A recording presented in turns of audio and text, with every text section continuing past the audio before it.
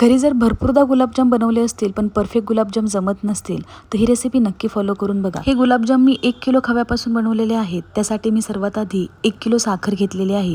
एका पातेल्यामध्ये 1 किलो साखर ऍड करायची। जितकी साखर घेतली तितकंच पाणी टाकायचं। पाण्यामध्ये साखर चांगली मिक्स करायची। पाण्याला उकळल्यानंतर यामध्ये 5-6 क्रश केलेल्या विलायची टाकायच्या। थोडासा फूड कलर टाकायचा। फूड कलर ऑप्शनल आहे। हलकीशी तार येईपर्यंत साखरेचा पाक उकळून घ्यायचा। साखरेचा पाक तयार करून झाल्यानंतर इथे मी 1 किलो खवा घेतलेला आहे। आता हा 1 किलो खवा चाळणीमधून चाळून घ्यायचा। त्यानंतर व्हिडिओत दाखवल्याप्रमाणे हाताने मळून घ्यायचा। 1 किलो खव्यासाठी इथे मी 1 वाटी मैदा घेतलेला आहे।